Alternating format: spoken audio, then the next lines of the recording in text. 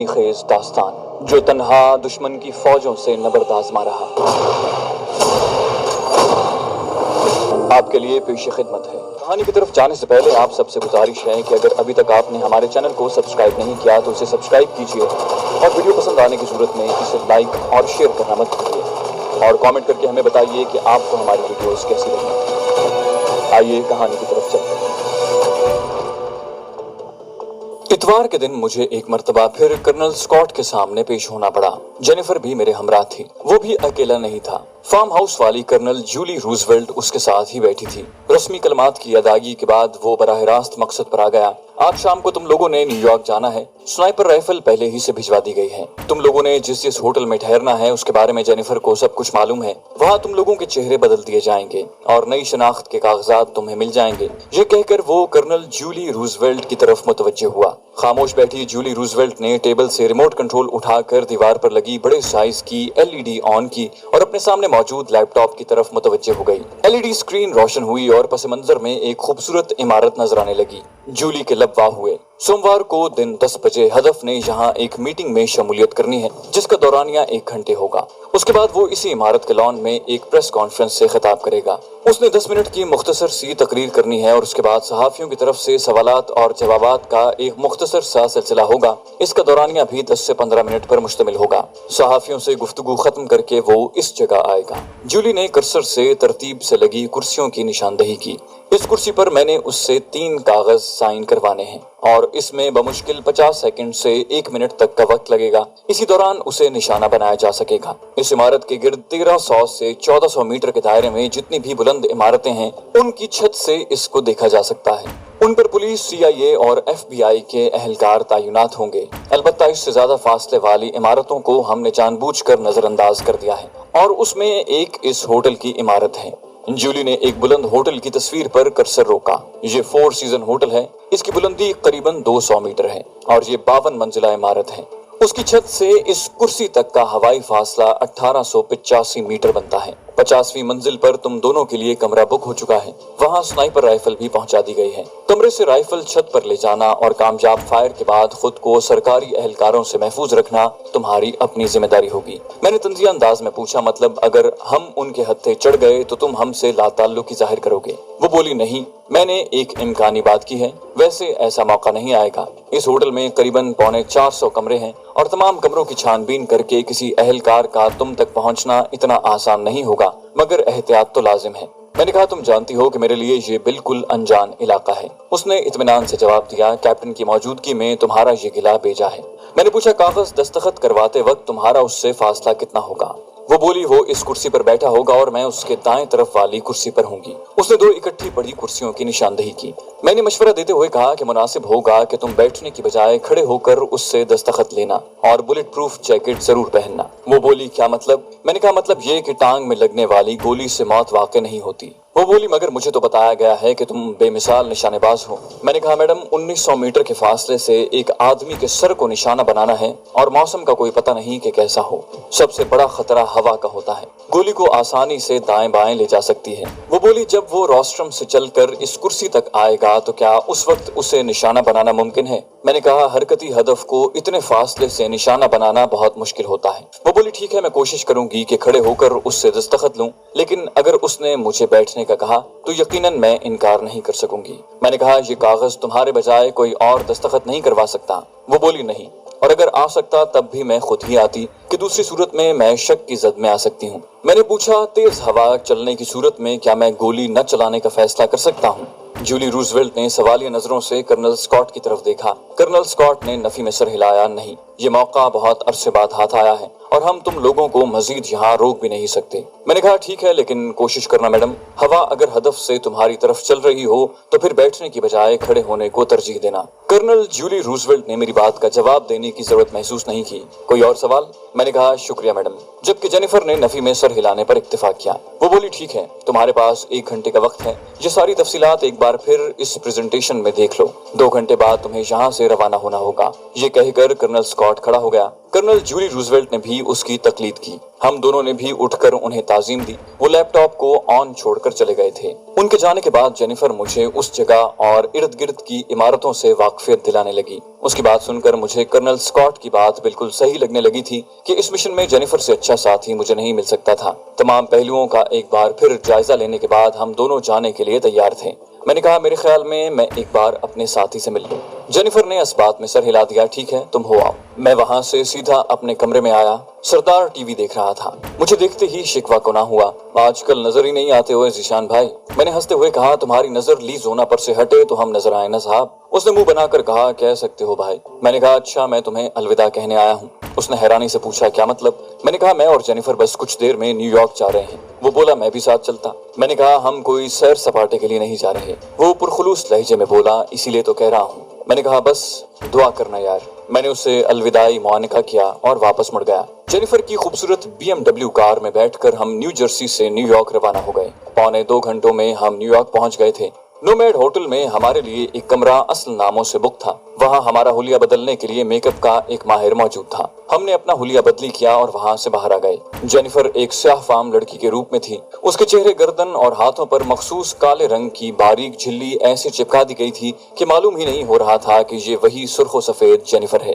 उसने जीन्स के साथ मुकम्मल बाजुओं वाली कमीज पहनी थी। यूं बाकी जिस्म लिबास में छुप गया था। उसने सर पर घुंघराले बालों वाली विग पहन ली थी। मैं खुद उस वक्त एक गोरे के बहरूप में मस्तूर था। चूंकि इंग्लिश पर दस्तरस रखने के बावजूद मेरा लहजा अमरीकियों से यकसर मुख्तलिफ था, इसलिए जेनिफर ने मुझे ज्यादा बातचीत से मना कर दिया। अलबत्ता रोजमर्रा के चंद फिक्रे मैंने अमरीकियों के अंदाज में कहने रट लिए थे। नोमैड होटल से 4 सीजन होटल तक इतना ज्यादा फासला नहीं था। हम टैक्सी में बैठकर 4 सीजन होटल की जानिब रवाना हो गए। दोपहर का वक्त था। रश काफी ज्यादा था। यूं भी न्यूयॉर्क दुनिया के चंद बड़े शहरों में से एक है। 15-20 मिनट में हम 4 सीजन होटल की बुलंदोबाला इमारत के सामने थे। नीचे उतरकर जेनिफर ने किराया अदा किया और हम अंदर की तरफ बढ़ गए। इस्तकबालिया पर बैठी लड़की को जेनिफर खुद मुखातिब हुई थी। थोड़ी देर बाद हम लिफ्ट के जरिए बुलंद हो रहे थे। कमरा निहायत शानदार, साफ सुथरा और हवादार था। दरवाजा अंदर से लॉक करके हमने बेड के नीचे से पैक शुदा हैवी स्नाइपर निकाली। उसके साथ एक बैग में स्नाइपिंग से मुतल्लिका सामान यानी दूरबीन, laser range finder, wind meter वगैरह भी मौजूद थे।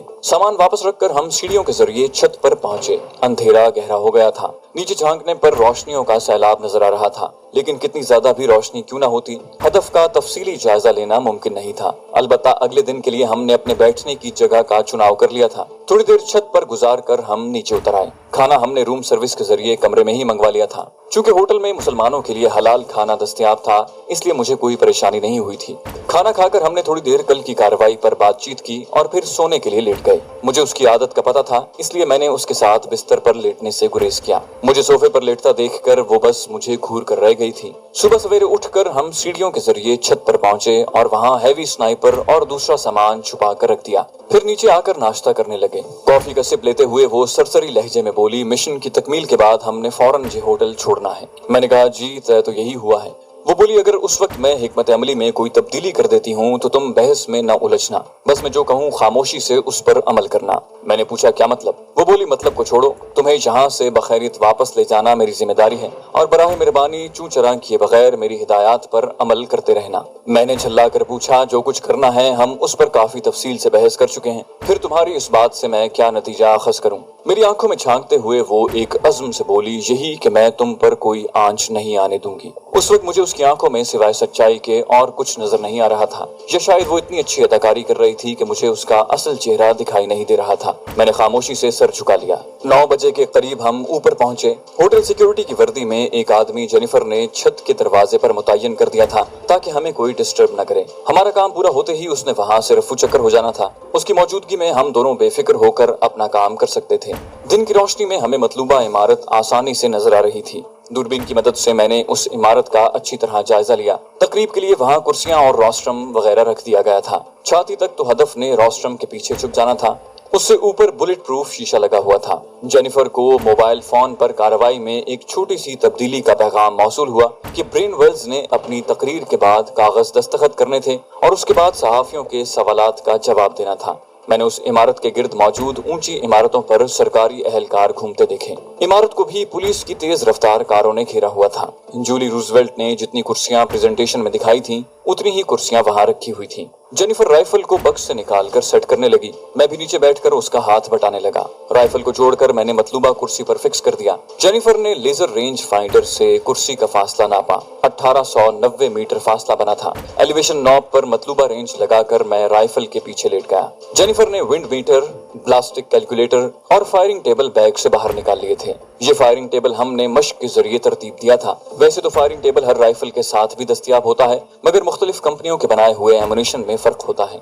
दर्जे हरारत और हवा में मौजूद नमी वगैरह भी हर इलाके में यकसा नहीं होती, जबकि इन चीजों का फायर पर बहुत ज्यादा असर पड़ता है। अगर बनज़र इंसाफ देखा जाए तो स्नाइपर राइफल से निशानाबाजी किसी साइंस से कम नहीं होती। अलबत्ता आम निशानेबाजी में इन सब बातों का ख्याल नहीं रखा जाता। मैंने पूछा, मैगजीन में गोलियां भर दी हैं? वो बोली, भर देती हूँ। उसने मैगजीन उतार कर बैग से 2 गोलियां निकाली और मैगजीन में डालकर मैगजीन दोबारा राइफल से जोड़ दी। दोनों गोलियों पर किसी भी किस्म का लिखाई और निशान नहीं था। 2 ही गोलियां मिली हैं। ये कहकर वो विंड मीटर से हवा की रफ्तार मापने लगी। रफ्तार मापकर उसने फायरिंग टेबल की मदद से मतलूबा डिफ्लेक्शन मुझे बता दी। मैंने कहा, अभी तक ठहरो, हवा का कोई एतबार नहीं है कि रुक जाए या तेज हो जाए। जिस वक्त हदफ रोस्ट्रम छोड़कर कुर्सी की जानिब हरकत करेगा, उस वक्त तुमने हवा की रफ्तार मालूम करके मतलूबा डिफ्लेक्शन बताना होगी। वो बोली, ठीक है, और उसने दूरबीन उठाई और मेरे साथ ही उल्टी लेटकर अतराफ का जायजा लेने लगी। मैं ये काम टेलीस्कोप साइट की मदद से कर रहा था। एक अंदेशा मेरे जहन में किलबिलाया, वैसे एमुनिशन मयारी तो है ना? मैंने जेनिफर के गोश गुजार कर दिया। वो बोली, ये बिल्कुल वही एमुनिशन है जिससे तुम मशक करते रहे हो, बस केस और बुलेट पर कोई निशान नहीं है। उसके जवाब पर मैंने इत्मीनान से सर हिला दिया।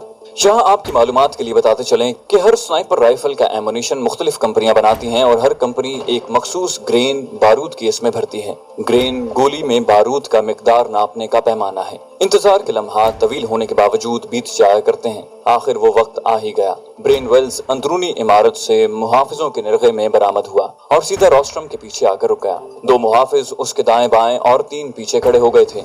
जेनिफर मुसलसल रंग बदलती हवा को विंड मीटर से माप रही थी और फिर जैसे ही ब्रेन वेल्स रोस्ट्रम को छोड़कर कुर्सी पर बैठी कर्नल जूली रूजवेल्ट की जानिब बढ़ा, जेनिफर ने फौरन मतलूबा डिफ्लेक्शन मालूम करके साइट पर लगाने लगी। मैंने आसाब को पुरसुकून करके कुर्सी का निशाना साध लिया था। ब्रेन वेल्स जूं ही करीब पहुंचा, कर्नल जूली रूजवेल्ट खड़ी हो गई और फिर शायद उसने उसे बैठने को कहा था कि वो उसके सामने फाइल धरती हुई बैठ गई थी। हवा नॉर्मल ही थी, लेकिन फिर भी कर्नल जूली रूजवेल्ट के दिल में खौफ की मौजूदगी यकीनी थी। उसे मालूम था कि जो शख्स उसके इतने करीब बैठा है, उसने गोली का निशाना बनना है और निशानेबाज की हल्की सी गलती से वो गोली ब्रेन वेल्स की बजाय उसके सर में पैवस्त हो सकती थी। गहरा सांस लेकर मैंने निशाना साध लिया। जेनिफर ने भी आंखों से दूरबीन लगाते हुए मुझे धीमे लफ्जों में तसल्ली देना शुरू कर दिया था। जी, तुम ये कर सकते हो, तुम्हारे लिए ये बिल्कुल मुश्किल नहीं है। इत्मीनान से ट्रिगर दबाना कि हमारे पास बस एक ही गोली फायर करने का मौका है। हल्की हवा दाएं से बाएं चल रही है। जेनिफर के डिफ्लेक्शन लगाने के बाद हवा की रफ्तार में थोड़ा इजाफा हुआ था,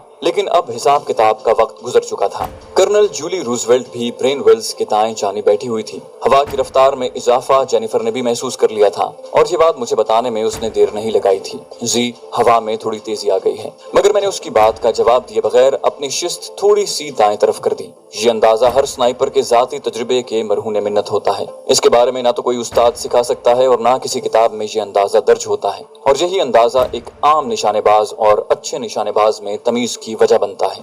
हदफ के सर झुकाकर दस्तखत करने तक मैं मुंतजिर रहा। जो ही उसने फाइल बंद करके कर्नल जूली रूजवेल्ट की समत बढ़ाई, उस वक्त सेकंड भर के लिए साकित हो गया था। मैंने सांस रोकते हुए एकदम ट्रिगर खींच लिया। हल्के से धमाके के साथ गोली मजल से निकली। मेरे कंधे को जाने पहचाने झटके का दबाव महसूस हुआ और उसके साथ जेनिफर बच्चों की तरह किलकारी मारते हुए मुझसे लिपट गई। वो वारफ्तगी से बोली, तुमने कर दिखाया। टेलीस्कोप साइट में मुझे वहां भगदड़ मचती हुई नजर आ रही थी। मेरे चेहरे को अपने होंठों का निशाना बनाकर वो खड़े होते हुए बोली, उठो। मैं फौरन खड़ा हो गया। राइफल और दूसरा सामान उठाकर हम फौरन नीचे की तरफ भागे। छत के करीब पहला कमरा खाली था। उसे मास्टर की से खोलकर हम अंदर दाखिल हुए। राइफल और दूसरे सामान को बेड के नीचे धकेलकर हम सूरत से बाहर निकले। सिक्योरिटी गार्ड की वर्दी में मलबूस हमारा साथी फायर होते ही गायब हो गया था। लिफ्ट का इंतजार करने की बजाय हम सीढ़ियों के जरिए नीचे उतरने लगे। मंसूबे के मुताबिक हमें 3-4 मंजिल नीचे उतरकर लिफ्ट पकड़ना थी। 48वीं मंजिल पर हमें लिफ्ट खाली मिली। पहली मंजिल की बजाय जेनिफर ने 5वीं मंजिल का बटन दबाया था। मैंने पूछा, हमने तो नीचे उतरना था। जेनिफर ने आहिस्ता से मुझे झिड़का, जी बिल्कुल खामोश रहो। तेज रफ्तार लिफ्ट ने हमें जल्द ही 5वीं मंजिल पर पहुंचा दिया था। मुझे साथ लेकर वो एक मखसूस कमरे में घुस गई। अंदर घुसते ही उसने फौरन विग उतारी, चेहरे पर चढ़ा मास्क उतारा और असल शक्ल में आ गई। हाथ पर चढ़े बारीक काले दस्ताने उतार कर उसने मेरी परवाह किए बगैर अपनी जीन्स की पतलून भी उतार दी थी। मैंने फौरन अपना रुख दूसरी जानिब मोड़ लिया था। चंद लम्हे के बाद उसकी आवाज आई, अब तुम मेरी जानिब देख सकते हो। वो काली रंग की चुस्त पतलून और सफेद रंग की शर्ट पहन चुकी थी। उसके ऊपर एक काले ही रंग का कोट पहनकर वो मेरी तरफ मुतवज्जे हुई। उसने मेरा मास्क उतारा और वहां पर मौजूद बैग से एक दूसरा मास्क निकाल कर मुझे पहनाने लगी। मेरे स्किन कलर के दस्ताने उतार कर उसने मुझे दूसरे दस्ताने पहना दिए और एक दूसरा लिबास निकाल कर उसने मुझे लिबास बदलने का कहा। उसी वक्त दरवाजे पर हल्की सी दस्तक हुई। मुझे साइड पर होने का इशारा करके उसने आगे बढ़कर दरवाजे में लगे मखसूस सुराख से बाहर झांका और फिर मुतमईन होकर दरवाजा खोल दिया। अंदर दाखिल होने वाली शख्सियत देखकर मुझे हैरत का झटका लगा, क्योंकि वो भी जेनिफर ही थी, बिल्कुल उसी हुलिये में जिसमें असल जेनिफर खड़ी थी। जी, इसकी बातों पर अमल करना। मेरे करीब होकर उसने एक बार फिर अपने जज्बात का इजहार किया और सुर्रत से बाहर निकल गई।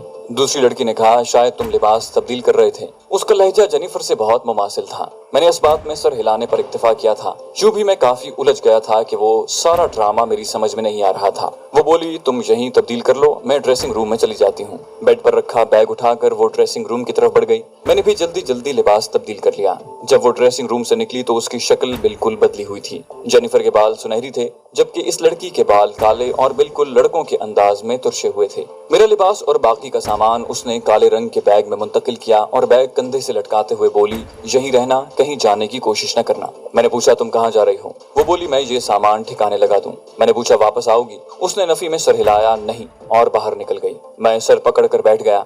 कभी सोचता कि मुझे जेनिफर पर एतबार करना चाहिए कि वो मुझे नुकसान नहीं पहुंचा सकती, और कभी ये ख्याल आता कि मैं किसी बड़ी साजिश का शिकार बन गया हूँ। काफी देर तक मैं शशोपंज में मुब्तला रहा और आखिर में खुद को जेनिफर के रहमो करम पर छोड़ने का फैसला कर लिया। जेनिफर को गए हुए 2 घंटे होने वाले थे।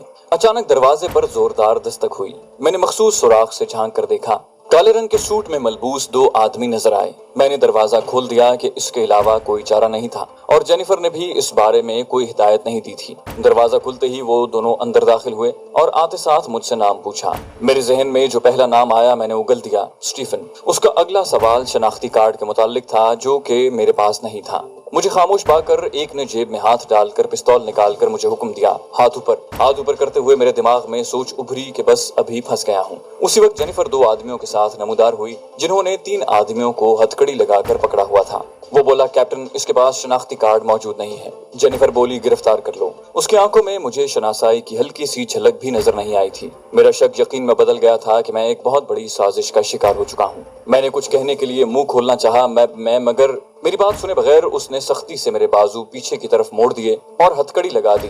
हेडक्वार्टर जाकर बात करना। जेनिफर पीछे मुड़कर बाहर निकल गई थी। हम चारों को धकेलते हुए वो बाहर लाए और काले शीशों वाली एक वैगन में बिठाकर उन्होंने हमारे सरों पर काले रंग के निकाब चढ़ाए और उसका दरवाजा बाहर से ताला लगा दिया।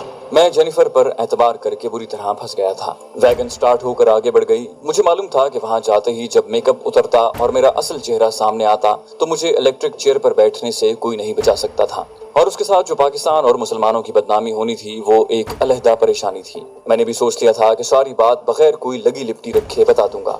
एक हसरत भरी सोच मेरे जहन में उभरी, अगर मैंने फौरन होटल से निकलने की कोशिश की होती तो यकीनन बच जाता। मैंने फौरन सर झटक दिया और मैं सर झटक कर रह गया। जो होना था वो हो चुका था। मैं कई बार जेनिफर के हाथों धोखा खाने के बावजूद एक मर्तबा फिर उस पर एतबार कर बैठा था। कहते हैं मोमिन एक सुराख से 2 मर्तबा नहीं डसा जाता, लेकिन मैंने तीसरी बार उससे धोखा खाया था, और उसके बाद मजीद यूं भी गुंजाइश नहीं रही थी कि अब मेरे बचने का 1% भी इम्कान नहीं रहा था। मैं हकीकत बताकर भी अपनी जान नहीं बचा सकता था, बल्कि ये भी मुमकिन था कि कर्नल स्कॉट पार्टी मुझे हकीकत बताने के काबिल ही न छोड़ते और उससे पहले ही मेरा अगले जहान का टिकट कटा देते।